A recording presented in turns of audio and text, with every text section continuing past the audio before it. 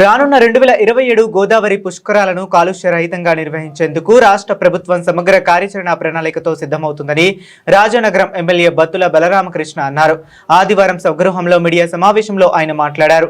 ఇటీవల ఉప ముఖ్యమంత్రి పవన్ కళ్యాణ్ గోదావరి పరివాహక ప్రాంతాల్లో పర్యటించి ప్రజాప్రతినిధులతో అధికారులతో సమగ్రంగా సమీక్ష నిర్వహించనున్నారు. ఇక గోదావరిలో కలుస్తున్న పరిశ్రమల వ్యర్థాలు, మురుగునీరు, ప్లాస్టిక్ వ్యర్థాల వల్ల కాలుష్యం పెరుగుతున్న నేపథ్యంలో వాటి నియంత్రణకు శాశ్వత చర్యలు చేపట్టాలని ఆదేశించారన్నారు. కాలుష్యం వల్ల మానవ, జంతు, జల జీవరాశులు నాశనం అవుతున్నాయని ఆందోళన వ్యక్తం చేశారు. పాత్రికేయ మిత్రులందరికీ కూడా ప్రింట్ అండ్ ఎలక్ట్రానిక్ మీడియా సోదరులకి ప్రతి ఒక్కరికి పేరు పేరున హృదయపూర్వక నమస్కారాలు తెలియజేసుకుంటున్నాను. ఏదైతే గౌరవ ఉప ముఖ్యమంత్రి వర్యులు జనసేన పార్టీ అధ్యక్షులు శ్రీ కొణిదెల పవన్ కళ్యాణ్ గారు 2 రోజుల పర్యటన రాజమండ్రిలో జరిగినటువంటి పూర్తి స్థాయిలో గోదావరి పరివాహక ప్రాంతం అంతా కూడా వారు పరిశీలించడం, అందులో జరుగుతున్నటువంటి కాలుష్యాన్ని చూడడం, దానికి పుష్కరాలు ఏ విధంగా కార్యక్రమాలు చేపట్టాలి, కాలుష్య రహిత పుష్కరాలు ఏ విధంగా చేయాలి అనే దాని గురించి సుదీర్ఘంగా అధికారులతోని, స్థానిక ప్రజాప్రతినిధులతోని అక్కడ ఉన్నటువంటి పరిస్థితుల గురించి పూర్తిగా తెలుసుకోవడం జరిగింది. ఇంతటి మహోన్నతమైనటువంటి కార్యక్రమానికి శ్రీకారం చుట్టినందుకు రాజానగర నియోజకవర్గ ప్రజలందరి తరపున గౌరవ ఉప ముఖ్యమంత్రి శ్రీ పవన్ కళ్యాణ్ గారికి హృదయపూర్వకంగా ధన్యవాదాలు తెలియజేస్తున్నాను. అదేవిధంగా 2027 పుష్కరాలు కాలుష్య రహితంగా, ప్లాస్టిక్ రహితంగా, ఎంతో ఆధ్యాత్మికంగా పుష్కరాలు జరిపించాలని ఉప ముఖ్యమంత్రి గారు తీసుకున్నటువంటి నిర్ణయాన్ని పూర్తిగా స్వాగతిస్తున్నాం. అంతేకాకుండా గోదావరి పుష్కరాలు ఎంతో చారిత్రాత్మకమైనవి.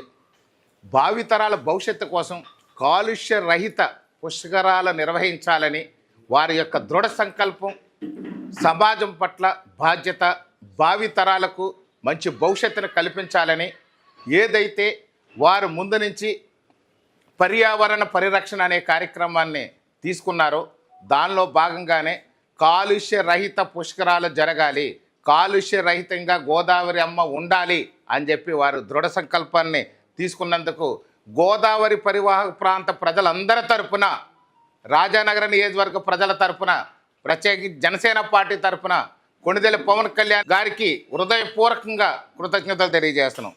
ఏదైతే మన ఉప ముఖ్యమంత్రి వర్యులు జనసేన పార్టీ అధ్యక్షులు శ్రీ పవన్ కళ్యాణ్ గారు గోదావరిని సందర్శించినప్పుడు అక్కడ భయంకరమైనటువంటి వ్యర్థాలు గోదావరిలో కలవడం, గోదారమ్మ ఆత్మఘోష అక్కడ వారికి కనిపించడం, ముఖ్యంగా ప్లాస్టిక్ వేల టన్నుల కొద్దీ కూడా గోదావరిలో ఈ యొక్క ప్లాస్టిక్ వ్యర్థాలు కలవడం, ఇండస్ట్రియల్ వ్యర్థాలు కలవడం, అలాగే మురికి కాలువలో, నల్ల కాలువలో ఏదైతే ఈ చెత్తా చెదారంతో కూడినదంతా గోదావరిలో కలవడం వల్ల చాలా భయంకరమైనటువంటి వ్యాధులు వస్తాయి.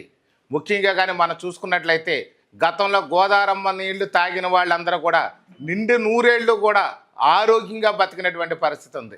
మత్స్య సంపద కూడా ఏదైతే మత్స్య సంపద ఉండేదో ఈ చేపలు కానీ జలజీవరాశులు కానీ బ్రహ్మాండంగా జీవించేవి, ఎప్పటికప్పుడు అభివృద్ధి చెందుతూ ఉండేవి. జలజీవరాశులు ఎంతో సంతోషంగా ఉండేవి. అలాగే సాగునీరుకి ఏదైతే గోదావరమ్మ ద్వారా మనకి కాలువల ద్వారా, పంట కాలువల ద్వారా పొలాలకి నీరిచ్చామో ఆ పొలాలన్నీ కూడా సారవంతం అయ్యి మంచి పంటలు పండి ఆంధ్రప్రదేశ్కి మంచి ధాన్యాగారం అనే పేరు తెచ్చినటువంటి మన డెల్టా ప్రాంతం అంతా కూడా సస్యశ్యామలంగా ఉండేది. పాడి పరిశ్రమ బాగుండేది. పశువులు ఎప్పుడైతే ఈ గోదావరి కాలువల ద్వారా వెళ్ళి, పంట కాలువల ద్వారా వెళ్ళి నీళ్లు తాగాయో పశువులన్నీ కూడా, ఆవులు గేదెలు కూడా బ్రహ్మాండంగా జీవించి పాడి పరిశ్రమ కూడా అభివృద్ధి చెందేది. అలాగే చూస్తే మత్స్య సంపద బ్రహ్మాండంగా పెరిగేది. ఇక్కడ పంటలో పండడానికి కావాల్సినటువంటి సారవంతమైన భూములు తయారయ్యి మంచి పంటలు పండి రైస్ బౌల్ ఆఫ్ ఇండియా అనేది మన ఆంధ్రప్రదేశ్కి వచ్చినటువంటి పేరు ఖచ్చితంగా ఇక్కడ తూర్పుగోదావరి జిల్లాలో గోదావరమ్మ తెచ్చిపెట్టినటువంటి ఘనతగా వారు చూసి ఈ యొక్క ఇప్పుడు జరుగుతున్నటువంటి పరిస్థితులు, గోదావరిలో కలుస్తున్నటువంటి కాలుష్యాల వల్ల ఇక్కడ పడుతున్నటువంటి అనారోగ్యాలు, ఈ యొక్క మత్స్య సంపద అంతా కూడా, మత్స్య సంపద అంతా కూడా అంతరించిపోతుంది. రోజు రోజుకి చేపలు అనేది కూడా అంతరించిపోతున్నాయి. మనం గతంలో కూడా చూసినట్లయితే గోదావరి పేరు చెప్తే రేపు జూలై, ఆగస్టు, సెప్టెంబర్ నెలలో పులస చేపలు కూడా ఎంతో ప్రాముఖ్యత ఉండేది. ఆ పులస చేపలు కూడా అంతరించిపోతున్నటువంటి పరిస్థితి. ఈ యొక్క మత్స్య సంపద అంతా కూడా అంతరించిపోతుంది ఈ కాలుష్యం వల్ల. అలాగే ఏదైతే జలజీవరాశులు ఉంటాయో అవన్నీ కూడా మృత్యువాత పడుతున్నటువంటి పరిస్థితిని మనం చూస్తున్నాం. అలాగే చూస్తే మన మనుషులు ఎవరైతే నీళ్లు తాగుతున్నారో భయంకరమైనటువంటి క్యాన్సర్ వ్యాధులకి, కిడ్నీ వ్యాధులకి, లివర్ వ్యాధులకి, గుండె వ్యాధులకి, వైరస్ వ్యాధులకు కూడా గురయ్యి అకాల మరణాలు చెందుతున్నటువంటి పరిస్థితులు వారి కళ్ళకు కట్టినట్టుగా కనిపించినాయి అక్కడ. అదేవిధంగా చూస్తే భయంకరంగా ఇక్కడ ఉన్నటువంటి పరిస్థితిని మార్పు చేయాలి అని అంటే దీన్ని ఏం చేయాలనేది వారు ఒక ఆందోళన చెంది అద్భుతమైనటువంటి కార్యాచరణని రూపొందించారు. అందులో భాగంగానే గోదావరి అనే దానికి ఒక త్రివేణి సంగములా ఉంటుంది. గోదావరి అనేది ఒక మన దక్షిణాదిలో కానీ చూసినట్లయితే ఒక గంగానదిగా పేరుగాంచినటువంటి గోదావరిని ప్రక్షాళన చేయాలి, కాలుష్యరహితం చేయాలి. దానికి కావాలంటే మనం ఒక టెక్నాలజీని వాడి కొంత ఎక్విప్మెంట్ని దించి ప్యూరిఫికేషన్ చేపట్టాలి. అలాగే గోదావరి పరివాహక ప్రాంతంలో ఉన్నటువంటి 6 జిల్లాలని కూడా ఈ కాలుష్యరహితంగా చేయాలి అంటే దానికి సుమారుగా 100 కోట్ల రూపాయలు ఖర్చు అవుద్దని ఆ అధికారులు అక్కడ చెప్పినటువంటి మాట. ఆ మాటని వారు ఉనికి పట్టుకుని 100 కోట్లు తక్షణ సాయం చేస్తూ వారి మంత్రిత్వ శాఖ నుంచి నిధులను విడుదల చేసి 100 కోట్ల రూపాయలతో గోదావరి ప్రక్షాళన చేసి మన వారణాసిలో ఏదైతే మన మోడీ గారు ప్రధాని అయిన తర్వాత వారణాసి పుణ్యక్షేత్రంలో ఉన్న గంగా నదిని ఏ విధంగా ప్యూరిఫై చేశారో ఈ యొక్క గోదావరి నదిని కూడా అదే విధంగా ప్యూరిఫై చేయాలి. అదేవిధంగా త్రివేణి సంఘంలో ఏదైతే మన కుంభమేళా జరిగిందో అంత వైభవంగా కూడా గోదావరి పుష్కరాలు జరిపించాలి అంటే గోదావరి ప్యూరిఫికేషన్ అవసరం. కాబట్టి వారి యొక్క మంత్రిత్వ శాఖ నుంచి ఈ పొల్యూషన్ కంట్రోల్ బోర్డు ద్వారా 100 కోట్ల రూపాయల నిధుల్ని 6 జిల్లాల్లో గోదావరి ప్రక్షాళన జరగడానికి వారు ఇమీడియట్గా శాంక్షన్ చేసినందుకు ప్రత్యేకించి గోదావరి పరివాహక ప్రాంత ప్రజలందరి తరఫున పవన్ కళ్యాణ్ గారికి మనస్ఫూర్తిగా శిరస వంచి పాదాభివందనాలు తెలియజేస్తున్నాం. అదేవిధంగా చూస్తే గోదావరి పుష్కరాల్లో ఏదైతే ఇక్కడ గతంలో కొన్ని అనుభవాలు ఉన్నాయి, మీ అందరి పాత్రికేయ సోదరులందరికీ తెలుసు, ఎన్నో ఇబ్బందులు పడ్డ పరిస్థితులు ఉన్నాయి. అలాగే సేవా కార్యక్రమాల విషయాల్లో కూడా ఇక్కడ చాలామందికి ఇబ్బందులు లోనైనటువంటి పరిస్థితులు ఉన్నాయి. దానికోసం ఈ యొక్క జనసేన పార్టీ అధ్యక్షులు ఉప ముఖ్యమంత్రి వర్యులు శ్రీ పవన్ కళ్యాణ్ గారు ఒక అద్భుతమైన పిలుపుని ఒక దాన్ని మా యొక్క జన సైనికులకి, వీర మహిళలకు అందజేశారు. మీరందరూ కూడా ఎవరైతే ఈ యొక్క మీరు జన సైనికులు, వీర మహిళలు ఉన్నారో వారందరూ కూడా మీరు వాలంటీర్లుగా సేవ చేయడానికి సిద్ధం అవ్వండి అని చెప్పి వారు మాకు ఒక సందేశాన్ని పంపించారు. అందులో భాగంగా రాజానగర నియోజకవర్గం నుండి మా జన సైనికులు, వీర మహిళలు ఒక వాలంటీర్ల వ్యవస్థగా ఏర్పడి సుమారుగా 25,000 మందితో ఈ యొక్క వాలంటరీ సర్వీస్ చేయడానికి పుష్కరాల్లో మేమంతా కూడా సిద్ధంగా ఉన్నాం. పుష్కరాలకు వచ్చే భక్తులందరికీ కూడా వాళ్ళకు కావాల్సినటువంటి ఏ సేవలైనా, ఎలాంటి కష్టమైనా సరే, శానిటేషన్ విషయంలో కానీ, అల్పాహారాలు అందించడం విషయంలో కానీ, భోజనాలు అందించడం విషయంలో కానీ, అక్కడ కావాల్సినటువంటి ప్రతి సేవల్ని కూడా మేము ఖచ్చితంగా జన సైనికులు, వీర మహిళలు పవన్ కళ్యాణ్ గారి ఆశయ సాధనలో, పవన్ కళ్యాణ్ గారి అడుగుజాడల్లో నడుస్తూ ఆ యొక్క వచ్చే భక్తులందరికీ కూడా సేవలు అందించడానికి సిద్ధంగా ఉన్నాము. ఈ అవకాశం కల్పించిన పవన్ కళ్యాణ్ గారికి మా రాజానగరం నియోజకవర్గం జనసేన పార్టీ తరఫున, రాజానగరం నియోజకవర్గ ప్రజల తరఫున కూడా ప్రత్యేకమైనటువంటి ధన్యవాదాలు తెలియజేస్తున్నాను. అంతేకాకుండా ఈ యొక్క రాజానగరం నియోజకవర్గంలో సీతానగరం మండలం ఉంది.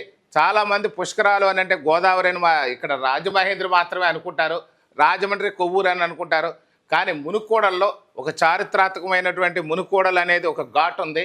ఆ ఘాట్ విశిష్టత వారికి తెలియజేసినప్పుడు ఖచ్చితంగా ఈ ఘాట్ని మోడల్ ఘాట్గా కూడా మీరు ఏర్పాటు చేయాలని చెప్పేసి వారు చెప్పడం జరిగింది. మోడల్ ఘాట్ అంటే దాన్ని ఇప్పుడే ఈ యొక్క ఘాటు కావాల్సినటువంటి ఫెసిలిటీస్, ఇన్ఫ్రాస్ట్రక్చర్ అంతా కూడా ఇప్పుడే డెవలప్ చేయండి.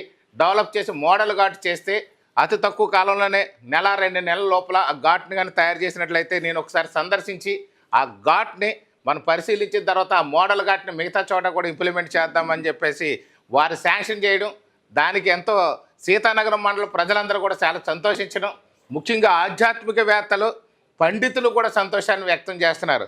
ఎందుకంటే ఈ యొక్క సీతానగరం మండలంలో యొక్క మహర్షులు, ఋషులు, మునులు ఎందరో తపస్సు చేసి గోదావరిలో అక్కడ మునుకూడలో ఉన్నటువంటి ఆ ఘాట్లో స్నానం ఆచరించి దైవ కార్యక్రమాలు, యజ్ఞయాగాలు చేసి ఉన్నటువంటి ప్రఖ్యాతిగాంచినటువంటి అక్కడ మునుకోడలి ఘాటుని చారిత్రాత్మకంగా చరిత్ర పుటల్లో ఉన్నటువంటి విషయం వారి దృష్టికి వెళ్ళింది.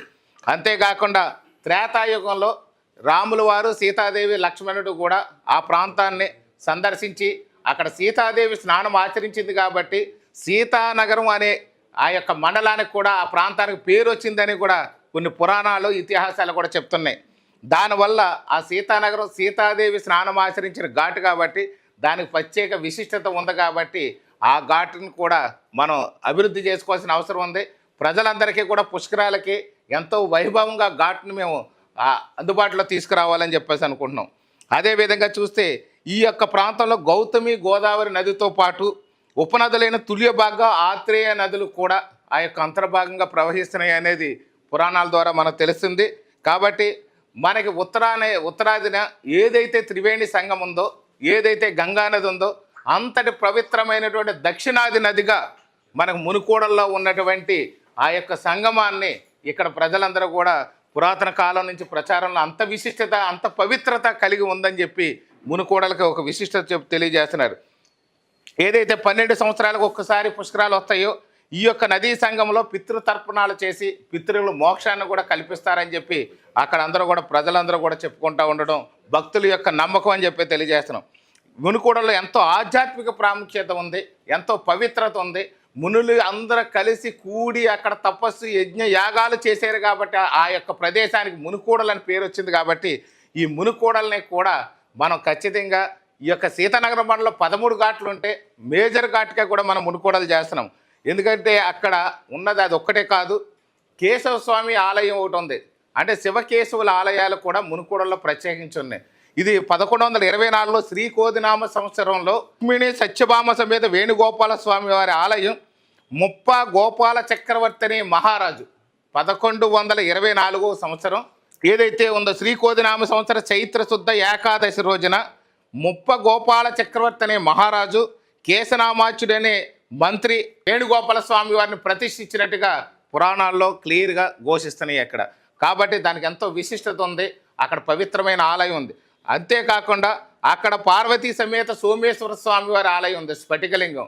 ఆ స్ఫటికలింగం యొక్క విశిష్టత ఏంటంటే పౌర్ణమికి వచ్చేసరికి ముదురు గోధుమ రంగులోని, అలాగే అమావాస్య వచ్చేసరికి ముదురు నీలం రంగులో కూడా మారుతుందని చెప్పి అక్కడ అర్చకులు అదేవిధంగా అక్కడ పెద్దలు అక్కడ ప్రజలు కూడా తెలియజేస్తూ ఉంటారు.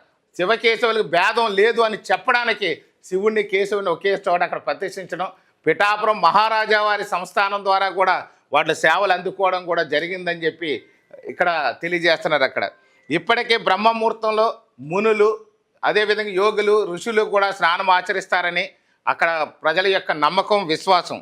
ఏదైతే పవన్ కళ్యాణ్ గారు ఆ యొక్క ఎంత ప్రాముఖ్యత కలిగినటువంటి చారిత్రాత్మక కలిగినటువంటి ఎంతో వైభవం కలిగినటువంటి ఎంతో ఆధ్యాత్మిక చరిత్ర ఉన్నటువంటి ఈ యొక్క మునుకోడల్ని మోడల్ ఘాట్గా తీర్చిదిద్దాలని వారి యొక్క సంకల్పానికి జనసేన పార్టీ అధ్యక్షులకి రాజానగర నియోజకవర్గ ప్రజలందరి తరఫున కూడా ప్రత్యేక ధన్యవాదాలు తెలియజేస్తున్నాం.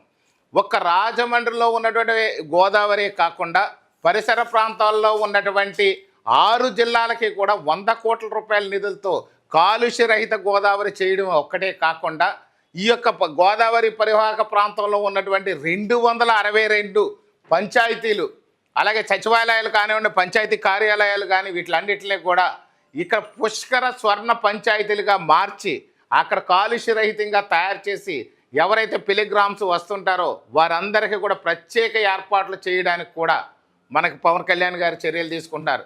ఇప్పుడు ఎక్కడైతే 262 పంచాయతీలు ఉన్నాయో ఆ పంచాయతీలు అన్నింటినీ కూడా ఒకటి కాలుష్య రహితం చేయడం, 2 భక్తులకు కావాల్సిన ఏర్పాట్లు చేయడం, టెంట్ హౌస్లు వేసి అక్కడ టెంట్ సిటీలుగా మార్చి వచ్చిన భక్తులందరికీ కూడా కావాల్సినటువంటి సదుపాయాలు ఏర్పాటు చేయాలని చెప్పి వారు తీసుకున్న నిర్ణయం అద్భుతమైంది, చారిత్రాత్మకమైందిగా ఇక్కడ అందరూ కూడా పండితులు ముఖ్యంగా రాజానగర నియోజకవర్గ ప్రజలు గోదావరి పరివాహక ప్రాంతాల్లో ఉన్నటువంటి ఆధ్యాత్మికవేత్తలు పండితులు కూడా కొనియాడుతున్నారు. పవన్ కళ్యాణ్ గారు కాలుష్య రహిత పుష్కరాలు జరిపించడానికి కంకణం కట్టుకున్నారు. అంతేకాకుండా ఇక్కడ ఎలాంటి పొల్యూషన్ ఉండకూడదు, భావితరాలు భవిష్యత్తు బాగుండాలి, గోదావరి నది ప్రక్షాళన జరగాలి, ఇక్కడ జరుగుతున్నటువంటి కాలుష్యం ఏదైతే ఇండస్ట్రీస్ వల్ల కాలుష్యం అవుతున్నాయో, ఏదైతే ఇక్కడ నల్ల కాలువల వల్ల కాలుష్యం అవుతుందో, ఏదైతే డ్రైనేజ్ వ్యవస్థ వల్ల కాలుష్యం అవుతుందో వాటిలన్నిటి నుంచి గోదావరిని విముక్తి చేసి రేపు పుష్కరాలకు విచ్చేసే భక్తులందరికీ కూడా ఎలాంటి అనారోగ్యాలు తలెత్తకుండా పుణ్య నదీ స్నానం ఆచరించడానికి పూర్తిగా కంకణం కట్టుకున్న పవన్ కళ్యాణ్ గారికి మరొకసారి చేతులెత్తి హృదయపూర్వకంగా ధన్యవాదాలు తెలియజేసుకుంటూ సెలవు తీసుకున్నాను. Thank you.